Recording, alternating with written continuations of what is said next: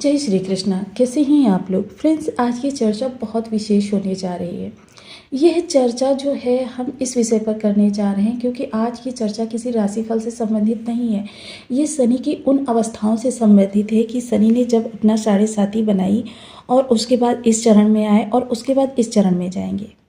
क्योंकि वर्तमान समय में जो ग्रहों की परिस्थितियाँ हैं मोस्टली क्योंकि साढ़े साती के दौरान मेन हो जाते हैं शनि, क्योंकि ये आजीविका के कारक होते हैं और आजीविका ही मूल स्रोत होती है। आजीविका और लाभ जो निर्धारित करता है आप अपने जीवन में कितने समृद्ध रहेंगे, कितना आपको प्रतिष्ठा बढ़ेगी या आपके परिवार का कितना साथ मिलेगा या लोग आपसे कितने ज़्यादा प्रभावित होंगे, आप जीवन में कोई मुकाम हासिल करेंगे या फिर आप जिस मुकाम पर हैं उससे भी नीचे स्तर पर चले जाएंगे। ये सारी चीज़ें जो होती हैं ये आपके शनिदेव के द्वारा ही निर्धारित होती हैं। मोस्टली शनिदेव किसी भी भाव में जाए, ये चीज़ मैं आपको देखिए किसी ने शायद ही आपको बताई हो। शनि किसी भी भाव में जाए वो आपको अपने प्रभाव, अपनी परीक्षा, इनका जो प्रभाव होता है वो परीक्षा से प्रारंभ होता है। और परीक्षा क्या होती है? संबंधित भाव से संबंधित आपके जितने भी 30 वर्ष के दुष्परिणाम या जितने भी आपने गलतियाँ की होती हैं उनका दंड देना, यह शनि का प्रभाव होता है। वहीं शनि को देखिए कठोर ग्रह भी कहा जाता है। पापवत इन्हें संज्ञा दी गई है कठोरता के कारण। और यही चीज़ें होती हैं जो जीवन में व्यक्ति को या तो एकदम नीचे के स्तर पर ले जाने में काफ़ी ज़्यादा महत्वपूर्ण होती हैं या जीवन में आपके स्तर को सुधार देती हैं।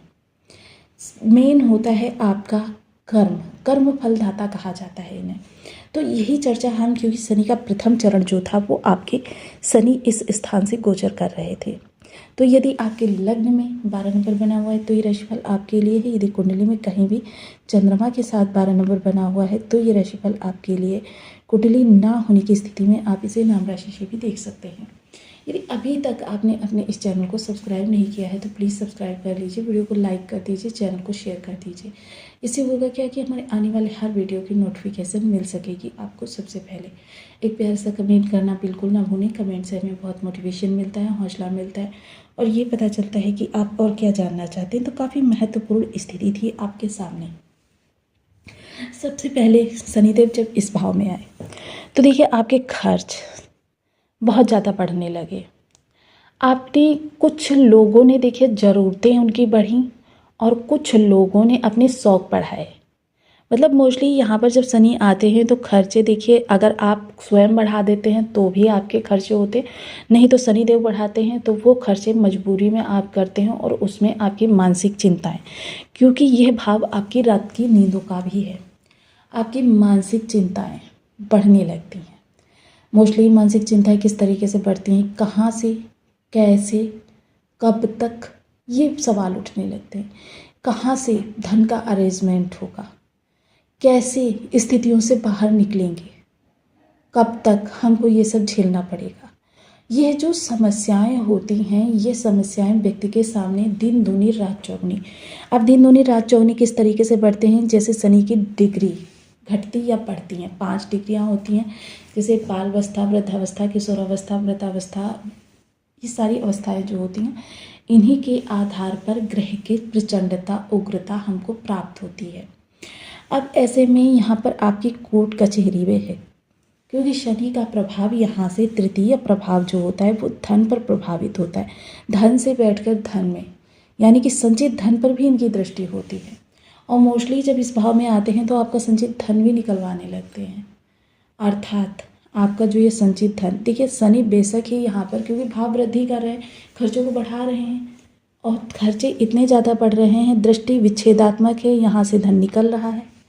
यानी कि कभी कभी तो आपका पूरा धन निकलवा लेते हैं, प्रॉपर्टी भी आपकी हिले लगा देते हैं और कभी कभी ये जेवर वगैरह जो चीज़ें होती हैं, स्त्री धन होता है, उसको भी बिकवा देते हैं।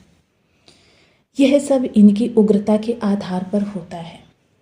कुंभ राशि में है, स्वयं की राशि में है, तो स्वयं की राशि में इनकी प्रचंडता और ज़्यादा बढ़ जाती है। लेकिन हाँ, पूर्व भाद्रपदा नक्षत्र में आए तब आपको काफ़ी ज़्यादा रिलैक्स रहा, क्योंकि पूर्व भाद्रपदा नक्षत्र जो होता है वो शनि का स्वयं का होगा। लेकिन जो शतभिषा नक्षत्र में जब इन्होंने गोचर किया था वह इनके लिए काफ़ी ज़्यादा कष्टप्रद था। कष्टप्रद क्यों हुआ? क्योंकि शतभिषा राहु का नक्षत्र है। अब शनि एक ठहरे न्यायपरायण ग्रह, देखिए शनि न्याय के विधान का पालन करते हैं और शनि उन्हीं लोगों को दंड देते हैं जो न्याय से प्रतिकूल जाते हैं। अब शनि का जो ये प्रभाव था, ये जब राहु के प्रभाव में आया, देखिए मैं पिछले 1-2 वीडियो से पहले वीडियो में बता चुकी हूँ, किसी भी ग्रह का जब प्रभाव चलता है तो जैसे मान लीजिए शनि है, तो शनि का ये मूल स्वभाव है और इसके बाद में नक्षत्र आएगा, नक्षत्र का ये आवरण चढ़ेगा, नवमांस का आवरण चढ़ेगा, राशि का आवरण चढ़ेगा और भाव का आवरण चढ़ेगा। ये 5 आवरण के आधार पर इनके स्वभाव में भिन्नता आती है और ये स्वभाव में जो भिन्नता आती है यह जीवन में आपके कष्टों की स्थिति को बढ़ा दी है। अब मोस्टली समझ लीजिए, जैसे राहु के नक्षत्र की बात करें तो यानी कि राहु शतभिषा नक्षत्र के माध्यम से इनको प्रभावित करें। अब राहु क्या है? राहु हैं बिल्कुल आउट ऑफ द बॉक्स स्थिति से बिल्कुल विपरीत जा रहे हैं। मतलब खर्चे हो रहे हैं तो और खर्चे करो रहो, अपने शौक को बढ़ाते रहो, अपने उन इच्छाओं की पूर्ति करते रहो जिनके लिए इस समय अनुकूल है ही नहीं, ऐसी इच्छाओं की पूर्ति करते रहो। मतलब पैसा पीछे से पहले ही कमा रहा है, लेकिन अब आपने ज़रूरतों के साथ साथ में अपने शौक को भी बढ़ा लिए हैं। तो ये चीज़ें होने लगती हैं व्यक्ति के साथ में राहु के प्रभाव में। दूसरा, राहु शनि कहते हैं न्याय के अनुसार कार्य करो, और राहु कहते हैं बिल्कुल किसी भी तरीके से, जिस तरीके से तुम्हारा स्वार्थ सिद्ध हो रहा हो, तुम सुखी हो रहे हो, वही कार्य करो, नीति नियम को ताक पर रख दो। तो ऐसे में इनका दोनों का जो ये असमंजस वाला प्रभाव था, ये आपको भी प्रभावित किया। इसके बाद में देखिए यहाँ पर आ जाता है नवमांस। नवमांसगत क्या होता है? प्रचंडता, उग्रता में कमी या तेजी आती है। अब ये समाप्त होगी। फिर ये भाव का आधार, राशि का आधार, ये चीज़ें इसके आधार पर ग्रह के प्रभाव हमारे लिए बदल जाते हैं। अब इसमें देखिए किसी और के करने या बताने के लिए कोई ज़रूरत नहीं बचती है, लेकिन जो कुछ होता है आपके कर्म के अनुसार ही होता है। मान लीजिए 30 वर्षों में आपने किसी व्यक्ति के धन को हड़पा, या फिर इतने 30 वर्षों में किसी के आपने कार्य को डिस्ट्रॉय किया, या किसी भी से भी कार्य करवाकर उसको भूल गए। बेशक मैं ये नहीं कहती आपने 10 मिनट कार्य करवाया, आपने सोचा हम इसे किसी और चीज़ से समझ लेंगे, लेकिन वो अपने कार्य की आपसे कीमत एक्सपेक्ट कर रहा था, आपने दिया उसे लेकिन कुछ और दिया, कीमत नहीं दी, अर्थात वह भी आपका इस श्रृंखला में गलत ही माना जाएगा शनि के न्याय के विधान के अनुसार। तो ये चीज़ें आपकी रातों की नींदों को खराब करने के लिए बहुत थी। अब जब शनि आपके मीन राशि में आ गए तो देखिए यह 2.5 वर्ष जो था वो आपको बहुत ज़्यादा परेशानियों से, आपकी आर्थिक चिंताओं से इतना ज़्यादा आपको घेरे रहा, जिसकी वजह से आपके स्वभाव में इस समय तक रूडनेस आ गई। 2.5 वर्ष का समय जो होता है लंबा होता है। अब लंबा समय था आपके सामने जो आपको मानसिक पीड़ा प्रदान करता रहा। अब इस मानसिक पीड़ा से निकलकर जब शनिदेव आपकी लग्नगत आए तो यहाँ पर ये मीन राशि में आए। मीन राशि में आते ही शनि ने अपने स्वभाव को थोड़ा सा नम्र बनाया, अर्थात आप जो ये रूडनेस थी तो ये मीन राशि में जब आए तो आपके लिए काफ़ी ज़्यादा रिलैक्सेशन रहा। अन्यथा अगर यहाँ पर देखिए शनि की स्वयं की राशियाँ हों, या फिर कहीं मेष या वृश्चिक हो, या फिर कहीं कर्क या सिंह हो, तो फिर इनकी प्रचंडता देखते ही बनती है कि मतलब व्यक्ति के स्वभाव को इतना ज़्यादा बिगाड़ देते हैं, इतना ज़्यादा बिगाड़ देते हैं कि व्यक्ति से लोग मिलने से भी कतराते हैं। परिवार के लोग कहते हैं आप घर से बाहर रहो, बाहर के लोग कहते हैं भैया आप यहाँ आओ ही मत, ऑफिस के लोग कहते हैं कि भैया जॉब छोड़ दो। बहुत सिचुएशन आपकी बना देते हैं। आपके स्वभाव में इतना अक्खड़पन, रूडनेस, मतलब अगर आपके सामने कह सकते हैं कि फ्रूट में आम रखा हुआ है और आपने मान लिया कि आम नहीं ये इमली है, तो आपका यही प्रयास रहेगा कि सभी लोगों से क्रोध को दिखाकर, मतलब नम्रता से नहीं, क्रोध को दिखाकर अपनी श्रेष्ठता को सिद्ध करने के लिए हमेशा आप अपनी श्रेष्ठता सिद्ध करने का प्रयास ही करते रहते। उस चीज़ को आप इमली कहलवाएंगे। अब देखिए मजबूरी बस यदि किसी ने इमली उस चीज़ को कहा, लेकिन वो आपसे सदैव के लिए शत्रुता भी पालेगा। बेशक स्वयं मुख पर ना बोले, लेकिन आपसे सदैव के लिए वो व्यक्ति शत्रुता ही पाल लेगा। ऐसे में आपके स्वभाव में बहुत ही ज़्यादा अड़ियलपन, जिद्दीपन या अक्खड़नेस, ये सारी चीज़ें आती हुई देखी गई।